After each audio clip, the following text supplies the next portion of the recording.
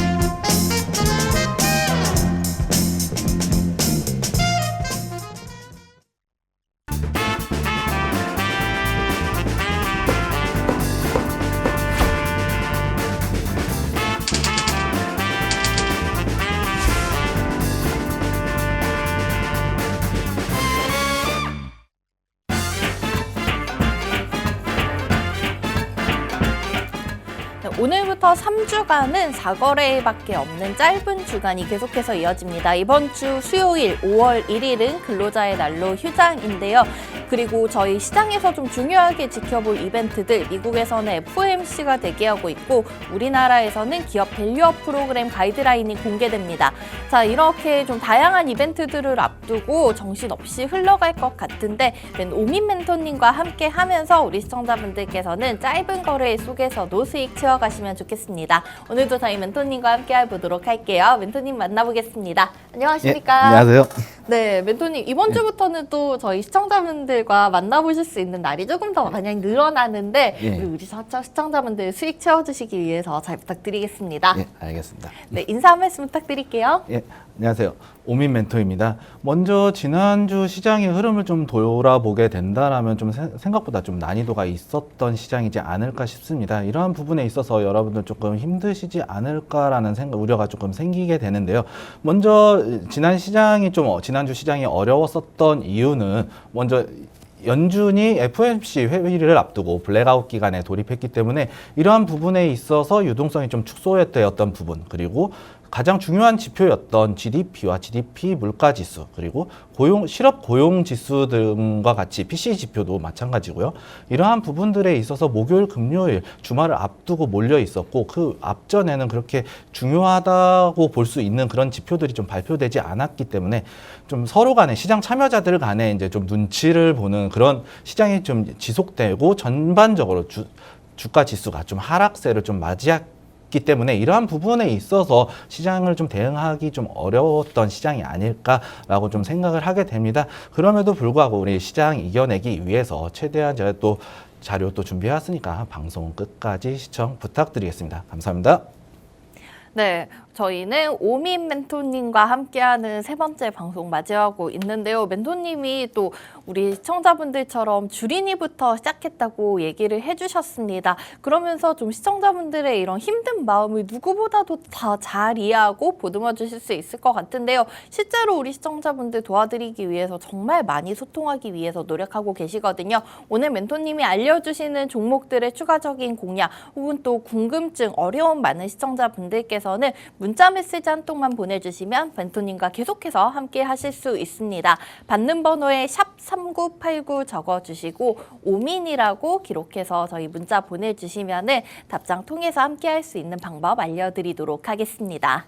멘토님 우선 시장이 너무 힘들다고 얘기를 해주셨는데 그러면 저희가 뭐가 이렇게 힘들게 하는지 그 원인 분석이 좀 필요할 것 같아요. 시황 얘기부터 좀 풀어가 봐야 될 것 같은데 우선 지난주 미국에서 얘기해 주신 대로 물가지표 발표가 있었는데 예상치보다 좀 높게 나왔잖아요. 여전히 높게 나왔고 미국에 관련해서 물가지수가 높다라는 부분은 이제 연준에서 강조하는 이중책무라는 부분이 있었는데요. 네. 이중책무라는 게 이제 물가도 잡고 고용은 완전 고용에 가깝게 하겠다라는 이제 연준의 책무를 말하는 건데 네. 고용은 상당히 여전히 강하게 나오고 있는데 그러니까요. 물가는 여전히 아직도 인플레이션이 좀 끈적끈적하게 좀 달라붙어 있으면서 우리 경제를 조금 힘들게 하지 않나, 좀 경기적인 측면에서 좀 힘들게 하지 않나라는 부분에서 좀 우려가 되는 부분이 좀 있습니다. 맞습니다. 그런데 또 보면은 최근에 실적 장세 계속 이어지고 있는데 빅테크 주들은 또 강한 실적을 내놓으면서 저희가 어떻게 대처해야 될지 정말 좀 힘든 것 같아요.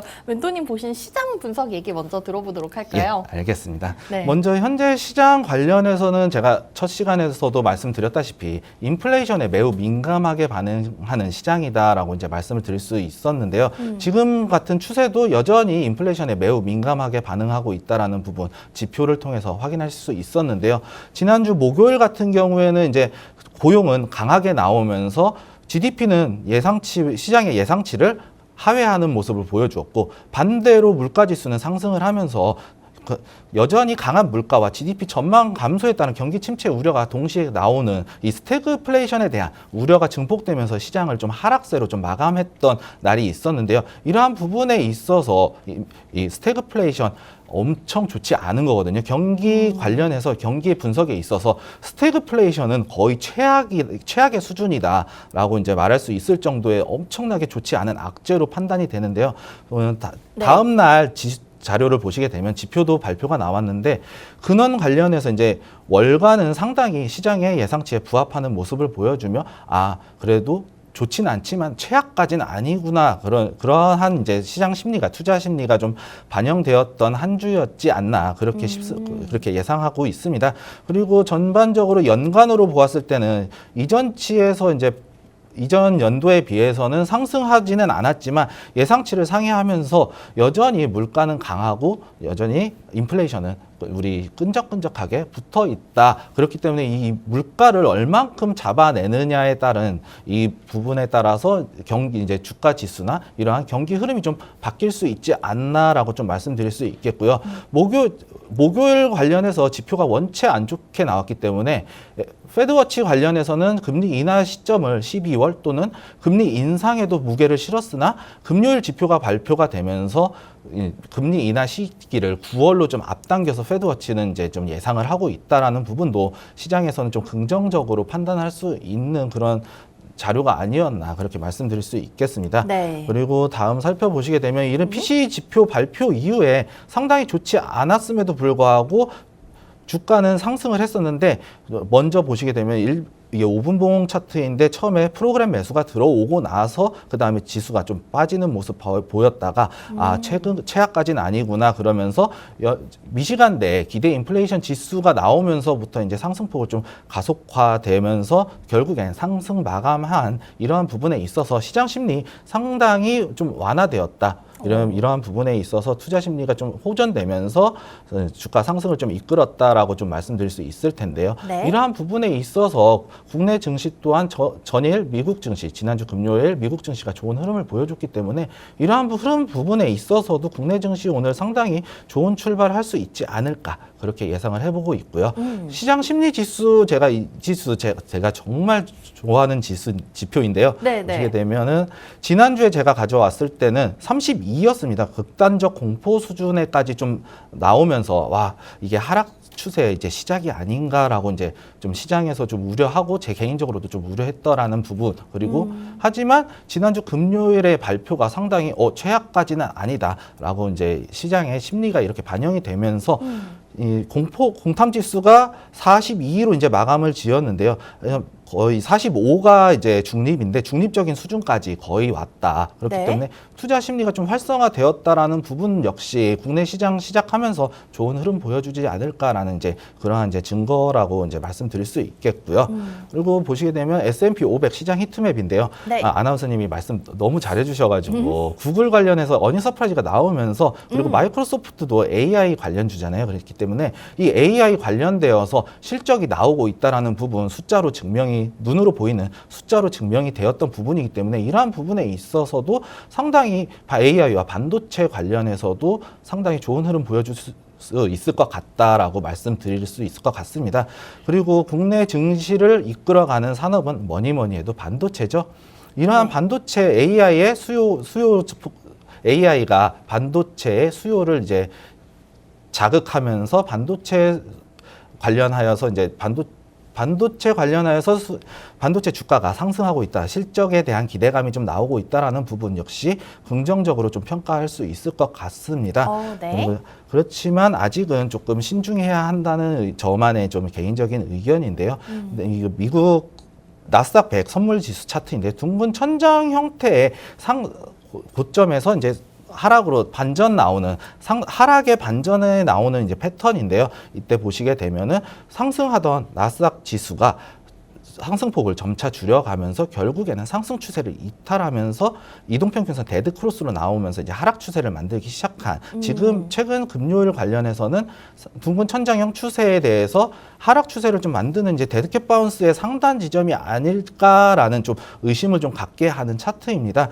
그렇기 때문에 이러한 부분에 있어서도 우리는 좀 신중하게 좀 매수를 해야 되지 않을까라고 조금 시장에 대응함에 있어서 좀 신중한 태도로 좀 해야 된다라고 좀 말씀을 드리고 싶고요.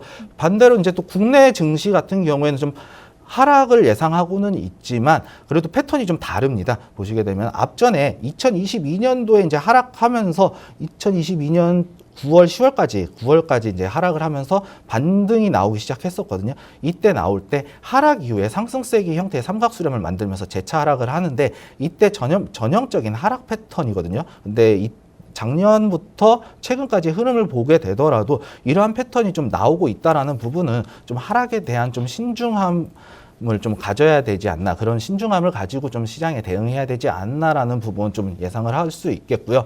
그리고 전체적으로 흐름을 봤을 때도 보시게 되면 앞전에 추세가 고점을 넘겼지만 이러한 부분에 있어서 지금 전체적으로 이동평균선이 꺾여 들어가면서 하단으로 꺾여 들어가면서 121선의 지지를 받고 있지만 이러한 부분은 일시적인 반등에 불과할 수도 있다라는 부분이 좀 예상이 되기 때문에 만약에 깨고 내려간다라고 하면은 헤드앤숄더 패턴 나오면서 하락으로 좀 마감 지을 수 있는 부분이 있거든요. 네. 하지만 국내 시장 같은 경우에 아직까지는 상승 추세가 좀 죽지 않았다라는 거 좀 예상할 수도 있기 때문에 이러한 부분에 있어서는 우리가 양방향으로 좀 열어두고 생각을 해야 되지 않나라고 좀 대응을 말씀드릴 수 있겠습니다. 상승 나올 때는 확실한 돌파 영역에서 방망이 짧게 잡고 하락에 대한 준비를 하되 반등이 나올 때 돌파 영역에서 확실하게 좀 잡아 들어가고 하락이 나올 때는 우리가 조금 기다리면서 좀 여유롭게 이제 매하면서 시장에 대응해야 된다라고 이제 말씀을 드리면서 국내외 시황 브리핑 마치도록 하겠습니다. 멘토님이 오늘도 이 시장 얘기를 너무나 좀 깊이 있게 풀어주셨습니다. 자, 우선은 인플레이션 관련 지표 지난주 미국에서 발표가 됐었는데요. 우리 시간으로 금요일 밤에 나온 근원 PCE 가격지수 같은 경우에 사실 좀 시장의 예상치를 웃돌긴 했지만 그렇게까지 우려할 정도는 아니다라는 부분이 반영이 되면서 투자 심리가 약간은 살아나는 모습을 보였습니다. 그리고 멘토님이 또 미국 시장, 우리 시장 지수 분석까지 도와주셨는데요. 상승에 대한 부분을 좀 열어놓고 있지만 신중하게 접근해야 된다는 얘기 계속해서 강조해 주셨으니까 우리 시청자분들 참고해서 대응해 보시면 좋을 것 같습니다. 자, 그러면은 저희는 또 이런 시장 속에서 조금 더 쉽게 대응하고 싶으신 분들 멘토님이 알려주시는 종목 좀 따라오기만 하셔도 수익으로 가는 지름길이 열려 있을 것 같은데요. 오늘도 지지난주에 알려주셨던 종목들 리뷰 한번 짚어보고 가도록 하겠습니다. 자, 오늘 멘토님과 함께 얘기 나눠볼 종목 3가지, 먼저 4월 15일 첫 출연 때 알려주셨던 이구산업 얘기부터 해보도록 할게요. 당시에 구리 관련주로 얘기를 해주셨는데 구리 가격 계속 올라가고 있죠. 네. 그러면서 저희는 또 이구산업과 함께 상승을 맛보고 있는데 당시에 얘기해 주셨던 가격대가 6,000원 선 지지되면 상승 가능하다라고 해주셨더니 그 일주일 동안 그 자리 잘 다져가면서 저희가 뭐 한 5거래일 만에 21% 넘는 수익이 달성이 벌써 됐습니다. 맞습니다. 근데 우리 시청자분들 좀 궁금하실 것 같아요. 아직까지 전선 관련주들 잘 가고 있고 이구산업 뭐 보유하고 계신 분들 어떻게 추가적으로 조금 더 지켜봐도 될까요? 궁금증 많으실 것 같은데 다시 한번 이 종목 얘기 들어볼까요? 예, 알겠습니다. 이구산업 이제 시작하도록 하겠습니다. 이구산업 같은 경우는 제가 이제 처음 출연하면서 갭 상승이 나오면서 강력한 매물대를 돌파하였다. 그렇기 때문에 강력한 상승의 흐름을 기대해 볼 수 있다라고 말씀을 드렸었는데요. 앞으로 이제 그때부터 지금까지의 이제 주가 흐름을 좀 살펴보시게 된다라면은 고점을 한번 찍어주고 뭐 금요일 날 지지난주 금요일 날 최대 고점을 한번 찍어주고 박스권 형태가 좀 완성이 된 상태라고 말씀드릴 수 있겠는데요. 제가 이제 15일 날 공략을 들어가서 22일 날 일부 물량 익절하시고 익절가를 이제 설정하신 다음에 이제 대응을 하셔라라고 이제 제가 말씀을 언급을 해드렸는데 미처 이제 대응하지 못하신 분들에 대한 이제 추가 대응 방법 잠시 후에 제가 준비해 왔으니까요. 그 부분 좀 참고해 주시고요. 이러한 박스권 흐름이 좀 나오면서 좀 지지부진한 모습을 좀 보여주고 있거든요. 하지만 여전히 구리 가격 상승에 대한 모멘텀 충분히 있다고 말할 수 있고요.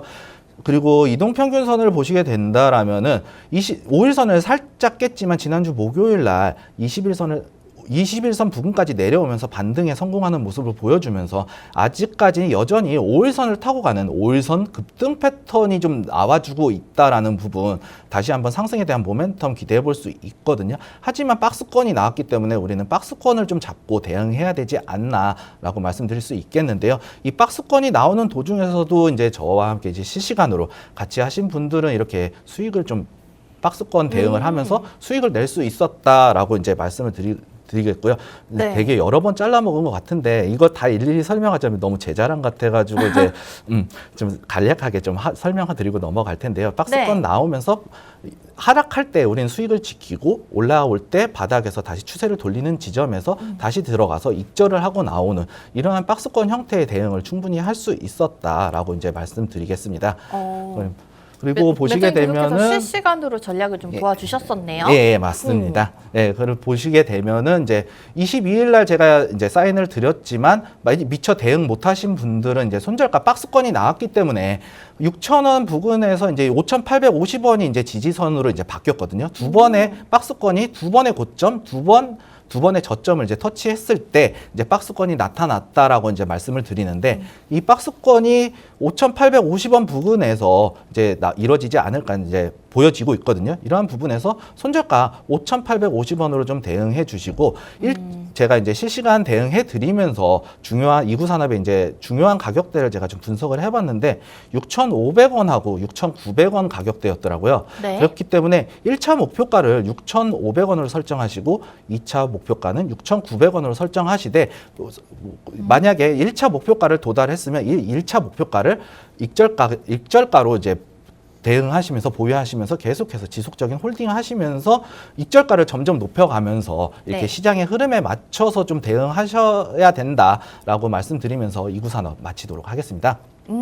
네, 저희 첫 방송 때 소개해 주셨던 종목 이구산업으로 그 멘토님과 월요일을 공략하고 금요일 고점 7,310원을 기록하면서 21% 넘는 수익 한 주 만에 가져가실 수가 있었습니다. 좀 추가적인 얘기를 도와주셨는데요. 손절가 5,850원, 1차 목표가 6,500원, 2차 목표가는 6,900원 라인 잡고 대응해 보시면 될 것 같다는 얘기 전해주셨습니다. 자, 그런데 멘토님과 이렇게 조금 함께 하셨던 분들께서는 그 실시간 전략을 따라가면서 조금 더 손쉽게 매매하셨을 것 같습니다. 자, 오늘도 이렇게 멘토님과 저희 아침에 다양한 얘기 풀어드리고 있지만 방송 끝나고 나서도 계속해서 이런 멘토님의 추가적인 얘기 들어보고 싶으신 분들께서는 문자메시지 활용해 보시면 되겠는데요. 받는 번호 샵 3989 내용에는 밀키트라고 적어서 건당 100원의 정보 이용료가 드는 문자메시지 보내주시면 도와드리도록 하겠습니다.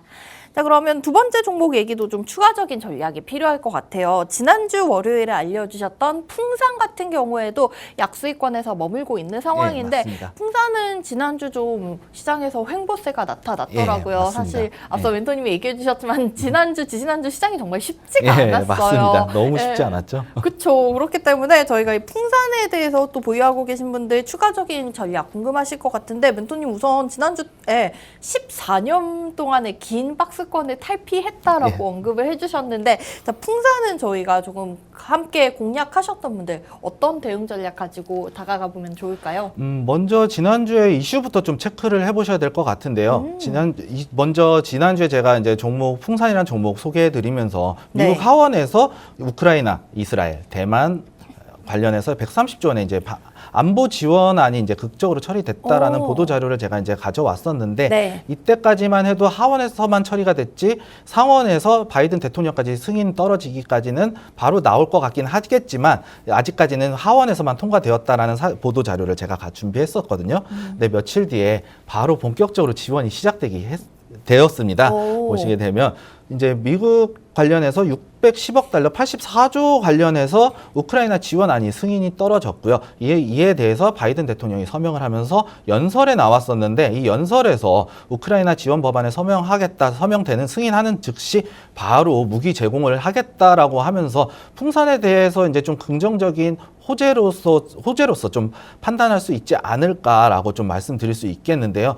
과거 이제 보시게 되면 제가 풍산 지난주에 갖고 왔을 때 미국에 대한 우회 지원 이슈가 있었거든요. 이러한 부분에 있어서 러시아 우크라이나 전쟁이 조금 더 장기화될 것 같다. 그리고 독일과 관련 영국도 지원이 들어가고 그리고 이번에 미국이 지원하는 품목 중에 신형 에이테킴스 미사일이 있었습니다. 이 미사일까지 지원이 들어가기 때문에 이러한 부분에 있어서 러시아가 좀 러시아 우크라이나 전쟁에 대한 장기화 시나리오, 제가 예상한 장기화 시나리오가 조금 맞아 떨어지지 않았나라고 좀 생각을 해볼 수 있겠는데요. 이러한 부분에 있어서 무기에 대한 포탄에 대한 우회 지원, 그리고 이러한 부분들에 있어서 방위산업 장기화됨에 따라서 이러한 부분들이 풍산에 대해서 조금 긍정적으로 생각할 수 있는 보도 자료이지 않을까라고 이제 말씀드릴 수 있겠고요. 네. 그리고 풍산 기술적 차트를 좀 보시게 되면은요, 풍산 전에 제가 22일 날 공략을 드렸었는데 시가가 61,600원이었거든요.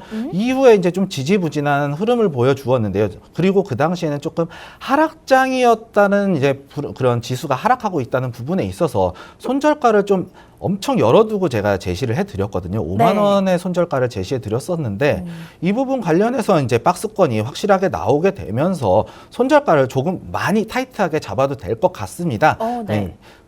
그렇기 때문에 이제 손실률이 많이 줄어들겠죠. 그리고 현재 위치상으로는 박스권이 나오면서 박스권 상단을 터치하는 부분에 있어서, 그리고 국내 현재까지도 구리 가격에 대한 상승, 이러한 부분도 있고, 이러한 미국의 지원에 대한 좋은 이제 긍정적으로 해석할 수 있는 보도 자료도 있기 때문에 이러한 부분에 의해서 조금 더 홀딩하는 관점에서 좀 지켜봐야 되지 않나라고 좀 말씀을 드리고 싶은데요. 앞전에 보시게 되면은 이제 제가 공략 드리기 전에 눌림 이후에 나왔다가 주가가 살짝 반등이 나오면서 다시 눌렸다가 반등이 나오는데, 이때 쌍바닥 패턴을 좀 만들어주면서 상승에 대한 힘을 좀 보여주지 않았나라고 말씀드릴 수 있겠고요. 이동평균선 자체도 아까 이구산업에서 말씀드렸다시피 5일선을 타고 움직이는 5일선 급등 패턴 나왔다라고 이제 말씀드릴 수 있겠고, 그리고 이전에 이제 67,500원을 찍었던 날이 있었습니다. 이게 신고가였거든요, 사실은. 네. 풍산의 14년 만에 신고가였습니다. 네. 그렇기 때문에 이 신고가의 영역을 눌렸다가 다시 재돌파하면서 신고가에 도전하는 종목이거든요. 그렇기 때문에 이 5일선을 좀 중요하게 보시면서 시장의 대응, 익절가를 좀 잡으시면서 대응을 하셔야 될 것 같고요. 그리고 손절가는 아까 말씀드린 대로 이 박스권 대응을 하시면서 58,000원에 대응을 좀 하시면 어떨까라고 이제 말씀을 드릴 수 있겠습니다. 58,000원. 그리고 분봉으로 조금 세부적으로 좀 살펴보게 된다라면은요, 지난 12일부터 이제 주가는 하락했다가 15일 이후에 제가 나오고 나서 조금 하락을 했다가 반등이 나오는 자리에 있었거든요. 네. 이러한 반등이 나올 때 22일 부근에서 이 윗꼬리, 그리고 26일 날 지난주 금요일이죠. 지난주 금요일 고점이 이제 앞전에 매물대를 좀 터치해 주면서 상승 추세의 각도가 가파르게 좀 상승을 한 부분이 있었거든요. 이 부분은 상승에 대한 가격적인 탄력성이 좀 붙었다라고 이제 제가 설명을 드릴 수 있겠고요. 이러한 부분에 있어서 이 4월 26일 고가를 넘어가는 이 부분이 정말 중요하다라고 말씀드릴 수 있겠는데요. 나는 손실 보기 싫어. 그렇기 때문에 나 좀 짧게 보고 싶어라고 하시는 분들을 위해서 제가 손절가를 두 가지를 준비했습니다. 아까 네. 박스권에서 대응하는 58,000원의 손절가 하나 하고요.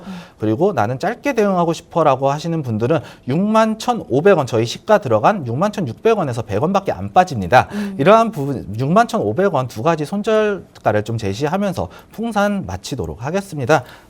네. 풍산도 멘토님이 추가적인 전략 굉장히 자세하게 소개해 주셨습니다. 자, 지금 쌍바닥까지 형성이 됐고 14년 만에 박스권 돌파했다는 얘기 전해주셨는데요. 우리 시청자분들 투자 성향에 맞도록 두 가지 손절 라인을 제시해 주셨으니까 지켜보면서 대응하시면 되겠습니다. 조금 길게 보유하고 싶으신 분들께서는 58,000원 선 이탈 여부 체크하시면 될 것 같고요. 나는 그래도 손실을 정말 최소화하고 싶다 하시는 분들께서는 단기적으로 61,500원 선 이탈 여부 확인하시면 저희 공략해드렸던 당시 시초가와 100원밖에 차이가 나지 않기 때문에 이 부분 유의해서 지켜보시면 좋을 것 같고요. 지난주 금요일 고점 63,400원 넘어가는지 함께 살펴보도록 하겠습니다. 자, 마지막 종목 얘기까지 이어서 들어보도록 할게요. 멘토님, 이 종목도 역시나 첫날 저희 이구산업과 함께 공략해주셨던 오픈엣지 테크놀로지예요. 뉴로모픽 반도체 정말 멘토님 쉽게 풀어주셨던 게 기억이 나는데 역시나 뭐 5% 정도 수익을 가져가고 있는데 저희가 아직은 좀 이 오픈엣지 테크놀로지 역시 이 시장을 이기기에는 종목이 그렇게 강력하지 못하고 강력한 흐름을 보여주지 못했죠. 맞아요. 옆으로 기어가고 있는 것 같던데 자 우리 오픈엣지 테크놀로지는 그래도 기술력이 뭐 워낙 좋은 기업이잖아요. 그렇죠. 맞습니다. 네, 멘토님 이 종목 보유하고 계신 분들은 좀 추가적인 전략 어떻게 가져가 보면 좋을까요? 일단 오픈엣지 테크놀로지 같은 경우도 지난주에 이제 좀 호재성 뉴스가 좀 보도가 되었는데요. 이 뉴로모픽 반도체 관련해서 세계 첫 상용화 도전하겠다라는 이제 보도 자료가 이제 발표되었는데 이 세계 상용화에 제일 가까운 종목이 이 기업이 오픈엣지 테크놀로지이지 않나 싶습니다. 이미 과거에 양산 경험이 있었기 때문에 이러한 부분에 있어서 상용화 도전하는데 가장 가까운 종목이 기업이 오픈엣지 테크놀로지다라고 이제 말씀드릴 수 있겠고요. 오픈엣지 테크놀로지 관련해서 자사의 제품 기존 IP에 비해서 성능이 4배가 향상되었다는 이제 뉴로모픽 IP가 이제 출시를 하였습니다. 일라이트 프로라는 건데 이 4배 개선한 성능 과연 얼마만큼 성능을 보여줄지 좀 기대를 좀 갖게 합니다. 그리고 이 반도체 AI 관련해서 데이터 서버가 늘어남에 따라서 고성능 반도체를 상당히 필요로 하기 때문에 이러한 부분에 있어서 오픈엣지 테크놀로지 기술력 확실히 보여줬다라는 부분 충분히 시장에서 좀 환호성을 지를 법한데 시장 흐름이 좀 그렇게 받쳐주지 못하는 점은 좀 안타깝게 좀 생각을 하고 있습니다. 그리고 오픈엣지 테크놀로지 같은 경우에 삼성전자하고 또 이제 과거에 LPDDR 관련해서 이제 같이 공동 개발을 참여했던 경력이 있기 때문에 이 오픈엣지 테크놀로지 삼성전자가 LPDDR5X라고 해서 이제 개선된 버전을 이제 성공을 했다라는 소식에 따라 이제 수혜주로 좀 받을 수 있다라는 부분 역시 오픈엣지 테크놀로지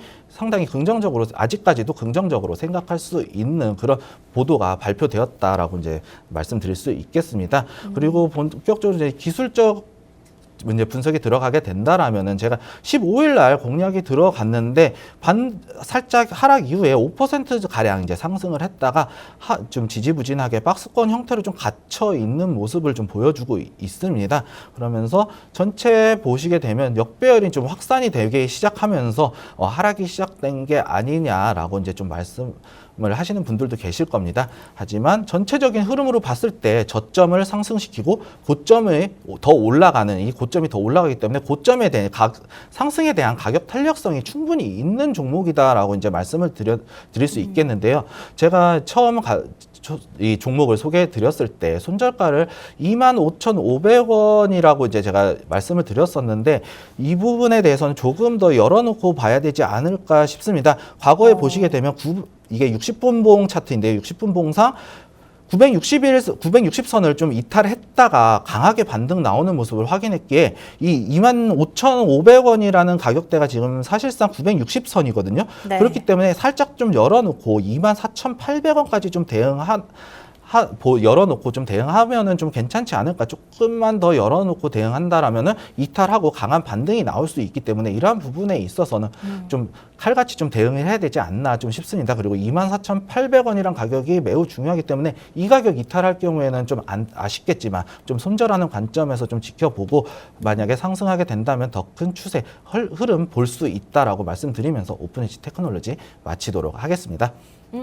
오픈엣지 테크놀로지는 NPU, 뉴로모픽 반도체 관련해서 또 좋은 소식이 있고 삼성전자와 협업까지 했었던 기술력 좋은 기업이니만큼 저희가 조금 더 오래 지켜봐도 좋을 것 같은데요. 멘토님이 손절 라인 조금 더 하방으로 열어두시면서 수정 도와주셨습니다. 24,800원 이탈 여부 체크해 보시면 좋을 것 같습니다. 자, 이렇게 저희 멘토님과 함께 오늘 세 종목의 전략 들어봤는데 멘토님 정말 친절하신 분이라는 생각이 느껴지고 있어요. 이렇게 하나하나 꼼꼼하게 다 챙겨주시면서 알려드렸던 종목들 계속해서 모니터링하면서 우리 시청자분들 정말 손실은 적게 가져가면서 수익 극대화 시켜주시려고 노력하고 계신데요. 자, 방송에서 이렇게 조금 더 자세히 얘기 풀어드렸지만은 방송 끝나고 나서도 함께하고 싶으신 분들 그리고 또 저희 잠시 후에 얘기 나눠볼 오늘의 밀키트 종목까지도 이런 전략 계속해서 따라가고 싶으신 분들 문자 메시지 QR코드 편하신 방법 활용하시면 되겠습니다. 받는 번호에 샵3989 내용에는 밀키트라고 적어서 문자 한 통 보내주셔도 되고요. 화면 우측 하단에 나가는 QR코드 활용하셔도 멘토님과 소통하실 수 있다는 점 기억해 주시면 좋겠습니다. 자, 그러면 저희는 본격적으로 오늘 준비해주신 밀키트 종목 얘기까지 이어서 들어보고 가도록 해야겠죠. 자, 멘토님 오늘 종목 우선은 제가 살짝 엿봤는데 네. 너무 어려운 것 같아요. 제 기준에서는 혼자서 공부하기가 어려울 것 같아서 이 종목의 기업 분석 역시 멘토님이 좀 너무나 쉽게 풀어주실 거라고 믿고 있습니다. 자, 오늘 가져오신 종목명은 ENF 테크놀로지. 자, 어떤 기술을 가지고 무엇을 하는 기업인지 그 얘기 먼저 들어보도록 할게요. 먼저 제가 소개해드릴 이제 반도체 소재 관련주인데요. ENF 테크놀로지 같은 경우에는 주요 제품이 이제 반도체 생산에 필요한 필수 소재를 이제 생산하는 기업입니다. 그리고 반도체 소재. 네, 맞습니다. 그리고 AI 기술 그 반도체이기 때문에 AI를 이제 무시할 수는 없겠죠. AI가 반도체를 끌어가고 반도체가 이제 반도체의 생산이 늘어나니까 수요를 자극하게 되니까 반도체의 공급이 늘어나게 되잖아요. 네. 그렇기 때문에 이제 반도체 공급이 생산을 하기 위해서는 반도체 소재의 증산이 필요하겠죠. 이러한 부분에 있어서 수요가 증가가 되는 부분에 있어서 충분히 최전방 산업인 AI가 좀 끌어갈 수 있는 종목이다라고 이제 말씀드릴 수 있겠고요. 그리고 이 기업 같은 경우에는 올해 3분기에 이제 증설이 완공이 예정이 되어 있습니다. 그렇기 때문에 앞으로 이제 외형적인 매출액 성장에 대한 부분 충분히 노려볼 수 있을 만한 이런 호재성 자료가 있다라고 이제 말씀드릴 수 있겠고요. 그리고 반도체 소부장 관련해서 여전히 일본 제품이 아직도 어느 정도 보유하고 있는데 이러한 부분에 있어서 반도체 소부장 국산화 좀 해야 된다라는 필요성이 조금 부각되지 않나 이러한 부분 조금 설명드리고 넘어가도록 하겠습니다. 네. 그 전에 먼저 이제 ENF 테크놀로지에 어떠한 사업을 영위하고 있는지 한번 살펴보도록 하겠습니다. 보시게 되면 ENF 테크놀로지의 사업 영역이 프로세스 케미컬, 파인 케미컬, 컬러 페이스트 세 가지로 이제 나눠져 있는데 역시 어려워요. 네. 우리가 주목해야 될 부분은 바로 프로세스 케미컬입니다. 이 설명 보시게 되면은 ENF 테크놀로지 주력 분야라고 아주 자신 있게 홈페이지에 적어 놓았더라고요. 네. 예, 보시게 되면 이제 HF라고 돼 있는 부분이 말 그대로 불화수소입니다. 불산이라고도 하는 이제 불화수소인데 이게 말 그대로 에칭가스의 역할을 하죠. 반도체 식각 과정에서 반드시 필요한 이제 가스인데 이 불화수소를 생산하는 기업이고요. 그 외에도 이제 포토레지스트 디스플레이 재료를 생산하고 있다라는 부분. 포토레지스트도 어떻게 보면 반도체 생산에 있어서 필수 3대 소재거든요. 일본에서 수출을 막았었던 그런 부분에서 이제 생산을 하고 있기 때문에 이 AI가 최전방의 산업을 끌어가면서 반도체가 공급이 증가하게 되겠죠. 이 반도체 공급 전쟁이 또 일어나고 있잖아요. 그리고 경쟁이 일어나고 있고 삼성전자와 SK 하이닉스 생산 경쟁 체제에 또 돌입했기 때문에 이러한 부분에 있어서 반도체 소재 충분히 혜택을 누릴 수 있는 종목이다라고 이제 말씀드릴 수 있겠습니다. 네. 다음 보시게 되면 ENF 테크놀로지 사업 보고서 이제 매출 현황인데요. 이 매출 현황 같은 경우에는 2020년 4,800억 그리고 2021년 5,200억, 6,800억 그리고 2023년도에 5,700억으로 소폭 하향되었으나 2023년도에 반도체 시장은 상당히 좋지 않았었죠. 이러한 부분을 놓고 감안했을 때 상당히 괜찮았던 실적을 내지 않았나, 매출을 내지 않았나라고 이제 좀 판단할 수 있는 자료였고요. 다음은 이제 재무 컨센서스인데요. 매출액은 아까 살펴보셨듯이 4,800억 이런 식으로 나왔다. 지속해서 상승하고 있고 지금 현재 2023년도 반도체 시장이 전체적인 불황이었음에도 불구하고 영업이익이 247억을 냈습니다. 그러면서 영업이익률이 4.3%로 상당히 준수하게 나와 주었는데 네. 부채 비율이 또 작년도에 비해서 좀 늘었어요. 2022년도에서 2023년도에서 부채 비율이 한 200억 정도 가량 증가를 했는데 뭐 투자했을까요? 예, 그렇습니다. 그런데 부채 비율 관련해서도 10%가 증가했음에도 불구하고 80%대에 맞췄다라는 부분은 그래도 여전히 안정적으로 기업을 운영하고 있다라는 부분 그리고 유보율이 지금 4,900%거든요. 이러한 부분에 있어서도 상당히 보수적으로 운영하는 기업이다라고 말씀드릴 수 있겠고요. 네. 그 단기 순이익이 또 많이 빠졌거든요. 네. 이 부분 아까 투자하셨나요?라고 이제 안하는 문서님이 말씀하셨는데 네. 맞습니다. 이거 사실은 제가 좀 히든으로 좀 남겨놓고 싶었는데 아, 그래요? 바로 눈치를 공개하도록 챘습니다. 하겠습니다. 네. 차이가 대략 500억 정도 나거든요. 네. 네, 보시게 되면 이 컨센서스에서 빠져나간 자금이 바로 증설 자금이었다라는 부분이죠. 이 신규 투자 구분에 신규 시설 투자 공장 증설이라고 돼 있고 이게 투자 금액이 500억이었습니다. 509억이었는데 아나운서님이 너무 정확하게 짚어주시는 바람에 바로 넘어가게 되었습니다. 네. 그리고 보시게 되면 반도체용 불산 제조 설비 증설이죠. 말 그대로 아까 말씀드렸던 에칭가스, 불화수소를 생산하는 제조 설비를 증설함에 있어서 500억이란 자금이 투자되었다라는 부분. 당연히 단기 순이익이 손실로 마감이 되었음에도 불구하고 이러한 생산 증설 자금이 투자되었다라는 부분은 기업의 올해 파이를 늘릴 수 있다라는 얘기거든요. 그쵸. 그렇기 때문에 매출액이 증가하고 공급량도 증가를 시키겠다라는 부분이기 때문에 이러한 부분에 있어서 호재로 작용할 수 있는 공시 자료라고 이제 말씀드릴 수 있겠습니다.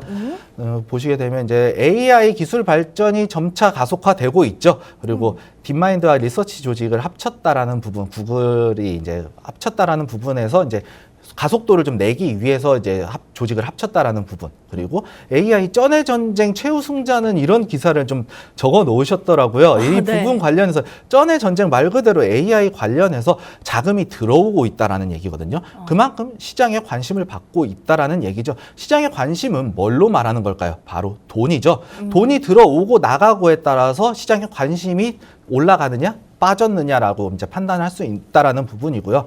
그리고 메타 관련해서 이제 말씀을 드리자면 메타가 지난주 목요일 날 실적 발표가 나왔는데 어닝 서프라이즈가 나왔습니다. 그런데 2분기 컨센서스를 조금 하향 조정하면서 상당히 크게 하향 조정을 했거든요. 그럼에도 불구하고 AI 인프라 지원에 가속화하면서 투자를 올리겠다, 투자를 확대하겠다라는 부분에 있어서 반도체 산업에 대한 이제 수요가 좀 증가하지 않나라고 이제 하면서 반도체 섹터가 전반적으로 상승했던 그런 날이었거든요, 이번 주가. 네. 그런 주간이었는데 이러한 부분에 따라서도 말 그대로 AI가 최전방 산업의 역할을 충실히 하고 있다. AI가 반도체를 끌어주고 반도체가 반도체 소재를 끌어주는 이런 구조가 좀 나타나고 있다. 좋은 구조가 나타나고 있다. 그렇기 때문에 반도체 소재 우리가 반드시 좀 관심을 가져야 해야 된다라고 말씀드릴 수 있겠습니다. 네. 그리고 다음으로는 이제 반도체 수요가 좀 증가하고 있죠. 지금 전체적으로 AI 경쟁이 데이터 센터 늘어나고 있다라는 부분, 건설 경기가 전체적으로 불황임에도 불구하고 AI 관련 수주를 받기 위해서 국내 건설사들도 수주를 엄청나게 받으려고 하고 있어요. 그렇기 때문에 이러한 부분도 그렇고 일본의 키옥시아 같은 경우도 이르면 연내 상장 추진하겠다라는 부분, 그리고 AI 수요가 증가하겠다는 부분, 아까 오픈엣지 테크놀로지 말씀드리면서 LPDDR 관련해서도 이제 디램이잖아요. 이 반도체 식각 과정에서 반드시 필요한 부분, 그리고 삼성전자, SK 하이닉스 말씀드렸다시피 생산 경쟁 체제에 돌입했다. 그렇기 때문에 이러한 부분에 있어서도 생산을 하려면 그만큼 많은 소재가 필요하잖아요. 그렇기 때문에 이 ENF 테크놀로지 상당히 좋게 볼 수 있는, 긍정적으로 평가할 수 있는 보도 자료이지 않나 그렇게 생각이 듭니다. 그리고 과거에 이제 일본이 우리나라를 화이트리스트에서 제외했던 사건이 있었죠. 맞아요. 예, 네. 맞습니다. 2019년 7월에 이제 반도체 3개 품목의 수출 규제에 나섰는데 이 3개 품목이 바로 포토레지스트, 불화수소, 불화폴리이미드인데요. 네. 이 ENF 테크놀로지가 생산하는 불화수소가 이제 주력 상품이긴 하지만 네네. 포토레지스트 관련해서도 핵심 원료를 제조를 하고 있거든요. 생산을 하고 있기 때문에 이러한 관련해서도 국산화가 이 사건으로 인해서 국산화가 좀 되면서 공급망이 다각화됐잖아요. 여러 군데에서 이러한 부분에서도 충분히 수혜를 누릴 수 있지 않나라고 이제 말씀을 드릴 수 있겠고요. 네. 그리고 이 화이트리스트에서 제외됐던 배경을 좀 주의 깊게 좀 살펴보아야 할 것 같은데요. 네. 보시게 되면 이제 강제징용 배상 판결에 대해서 이제 경제적 보복 조치다 그러면서 이제 국내에서 이제 FTA 제소하는 사건이 또 있었거든요. 네. 그렇기 때문에 이 배상 판결이 어느 정권에서 일어났느냐 부분에서 좀 주의 깊게 보셔야 될 것 같은데요. 이번 총선 4월 10일 날에 이뤄졌었죠. 이 4월 10일 날 총선이 열렸는데요. 이 총선 결과 민주당이 총선을 압승하는 모습을 좀 보여주었습니다. 맞아요. 그러면서 제가 이때 개인적으로 이제 생각한 시나리오가 이러면은 강제징용에 대한 배상 이슈가 나오는 거 아니냐, 일본이 어떠한 또 막말을 하는 게 아니냐라고 이제 제가 이제 개인적인 시나리오를 좀 써봤었는데요. 네. 보시게 되면 실제로 이랬습니다. 정말로 일본 외교청에서 독도는 일본 땅이라는 이런 막말을 좀 하더라고요. 그러면서 강제징용에 대한 판결 수용 못하겠다라는 부분, 그리고 일본 자민당에서 일부 의원 같은 경우에는 화이트리스트에서 다시 제외를 시켜야 된다라는 부분에 이제 보도 자료가 있었거든요. 네. 그렇기 때문에 이제 현재 총선 승리자는 민주당이잖아요. 야당의 민주당이 잡고 있기 때문에 이러한 부분에 있어서 한일 관계 악화 가능성이 좀 있지 않나라고 이제 저는 이제 예상을 좀 해볼 수 있고요. 그럼 다시 또 일본이 수출 안 하겠다고 하면은 당연히 국내 기업의 수혜가 그렇죠. 들어오겠네요. 맞습니다. 네. 그렇기 때문에 이런 한일 관계 가능성의 악화 가능성에 따른 기대를 해볼 수 있는 저만의 예상 시나리오 한번 공개해 드렸습니다. 네. 그리고 ENF 테크놀로지 같은 경우에는 반도체를 필수 소재를 생산하기 때문에 특히 불화수소를 이제 주력으로 하고 있고 그 외에도 필수 소재인 포토레지스트의 핵심 원료를 이제 생산하는 기업이기 때문에 이 부분에 의해서 AI가 성장함에 따라서 반도체의 공급이 증가가 되고 이 반도체가 공급이 증가하면 그만큼 반도체를 많이 만들어내야 되기 때문에 반도체 소재에 대한 수요가 당연히 증가하게 되겠죠. 이러한 부분에 있어서 매출 실적이 증가할 수 있다라는 부분, 이 실적에 대한 기대감으로 주가가 상승할 수 있다라고 이제 말씀드릴 수 있겠고 네. 신규 시설 투자로 인해서 공급 파이가 확대될 거라시라는 이제 예상 또한 해볼 수 있고요. 그리고 총선 결과에 따른 하늘 관계에 따른 악화 관계에 따라서 이제 수혜를 또 볼 수 있다는 개인적인 또 기대감 예상치에 따라서 이러한 상승에 대한 좀 기대감이 있지 않나라고 말씀드리면서 ENF 테크놀로지 기본적 분석 마치도록 하겠습니다. 네. 오늘 멘토님 준비해주신 종목 역시나 굉장히 다양한 매력이 있는 종목인 것 같습니다. 또 이거 한 가지 시점에서 바라보는 게 아니라 멘토님이 굉장히 다양한 관점에서 이 종목을 저희가 앞으로 지켜볼 만한 모멘텀 충분한 종목으로 선별해서 가져오셨는데요. 오늘 준비해주신 종목명은 ENF 테크놀로지 반도체 소재 쪽 기업으로 보시면 될 것 같고요. 지금 인공지능 시대에 따라서 반도체 수요가 증가하고 있는데 여기에 조금 더 저희가 다각화해서 바라볼 수 있는 부분 한일 관계에 따라서 이 종목에 대한 수혜 가능성까지 점쳐보도록 했습니다. 자, 그러면은 이 종목 본격적인 가격 전략 얘기 확인해 보기 전에 저희 오늘 시장 개장 상황만 잠깐 간략하게 확인을 해보고 가도록 하겠습니다. 자, 우선 양지수 상승 출발하고 있는데요. 코스피가 0.5% 정도 오름폭 보이면서 2669선에서 시작하고 있고요. 코스닥은 0.8% 가까운 오름세 보이면서 863포인트에서 출발하고 있습니다. 자, 이렇게 저희 우선은 지수는 상승 출발하고 있는 상황이고요. 무엇보다 중요한 이 종목의 가격 전략 얘기까지 들어보도록 할 텐데요. 방송 종료 후에도 멘토님과 함께 할 수 있는 방법 화면으로 확인하고 돌아오도록 하겠습니다. 네, 그러면은 멘토님 저희가 가격 전략 이어서 그냥 바로 좀 빠르게 들어보도록 할게요. 저희 방송 시간이 얼마 남지 않았으니까 오늘 장에서는 우선 조금은 약세를 보이고 있는데 이 종목 사실 단기적으로 봤을 때는 좀 고점인가 싶은데 그 전의 상황을 살펴보면은 그래도 좀 한 3년 전에 비해서 낮은 자리라고 생각이 들거든요. 27,700원 선에서 거래되고 있는데 가격 전략은 어떻게 가져가 보면 좋을까요? ENF 테크놀로지 같은 경우에는 현재 지금 고점에서 제가 두 가지 시나리오를 조금 예상을 했었는데요. 네. 돌파와 이제 눌림이거든요. 근데 지금 돌파 영역에서 좀 잡아 들어갈 자리는 좀 아닌 것으로 좀 보여집니다. 전체적으로 지금 이동평균선이 좀 꺾였기 때문에 이러한 부분에 있어서 이러한 부분에 있어서 조금 하락해서 이제 좀 눌림을 좀 잡아봐야 되지 않나라고 좀 말씀을 드릴 수 있겠는데요. 보시게 되면은 이제 한 26,000원 부근에서 한번 잡고 24,000원 부근에서 이제 2분할로 매수를 좀 잡아 들어간다라면은 상당히 괜찮지 않을까, 정말 유리한 가격대를 좀 선점할 수 있다라고 좀 말씀드릴 수 있을 것 같고요. 보시게 되면 전체적으로 하방이 나왔기 때문에 이런 자리에서 보시게 되면 낙폭이 좀 나오고 있잖아요. 이러한 부분에서 지금 보게 된다면은 25,000원 부근이 상당히 좀 강력한 지지선으로 나오게 될 거거든요. 그렇기 때문에 이러한 부분에 있어서 26,000원, 24,000원 들어가서 23,000원 손절 잡게 된다라고 하면 25,000원이면 상당히 메리트 있는 가격이, 평단가가 25,000원 부근으로만 맞출 수 있다라면은 상당히 메리트 있는 가격이 되지 않을까라고 좀 저는 이제 생각을 하고 있고요. 현재 상황 자체가 지수 돌파 영역에서는 잡기는 이미 하락이 나왔고 241선에 이제 지지를 받고 있습니다.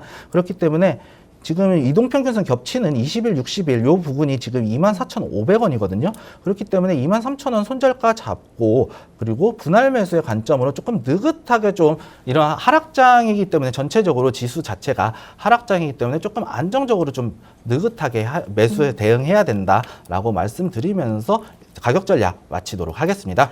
네. ENF 테크놀로지 가격 얘기까지 들어봤습니다. 평단가 25,000원 부근 정도면 충분히 좋은 종목이라고 언급해 주셨으니까 오늘 장보다는 조금 이렇게 시장 지수 하락 나올 때 접근해 보시는 걸 추천드리도록 하겠고요. 손절 라인은 23,000원 제시해 주셨습니다. 저희가 방송 시간상 이 종목에 대해서 더욱더 자세히 좀 풀어드리고 싶은 내용이 많았는데 방송 종료 후에도 멘토님과 함께 할 수 있는 다양한 방법 있으니까 참고해서 대응해 보시면 좋을 것 같고요. 자, 오늘 종목 정리하면서 저희는 여기서 오늘 방송 마쳐보도록 하겠습니다. 자, 오늘 멘토님이 준비해 주신 종목명 ENF 테크놀로지 반도체 핵심 소재 관련된 사업을 하고 있는 기업이고요. 오늘도 역시나 재무제표 분석까지 꼼꼼하게 도와주셨으니까 관심 있으신 분들 함께 해보시면 좋을 것 같습니다. 자, 오늘 준비한 소식은 여기까지였고요. 본방송에서 제공해드린 정보는 투자 조언을 위한 참고 자료일 뿐입니다. 해당 종목의 가치나 상승 하락은 보장하고 있지 않다는 점 꼭 기억해 주시기 바라겠고요. 내일 아침 8시 30분에도 저희는 오민 멘토님과 함께하도록 하겠습니다. 시청자 여러분 성탄의 하루 되시기 바라겠고요. 지금까지 시청해 주셔서 고맙습니다.